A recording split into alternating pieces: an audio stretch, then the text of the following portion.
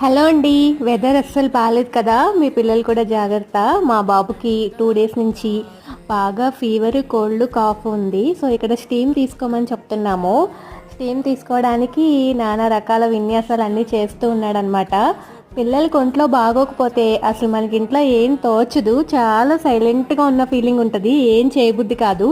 So Srikar ఎప్పుడు డల్గా ఉన్నా నాకైతే ఇంట్లో ఏమీ తోచదు. మీరు కూడా దీనికి రిలేట్ అవుతారా? పిల్లలు ఎంత అల్లరి చేసినా యాక్టివ్గా ఉంటేనే బాగుంటారు. అలాగే హైదరాబాద్లో వెదర్ అసలు బాగాలేదు, అందరూ జాగ్రత్తగా ఉండండి.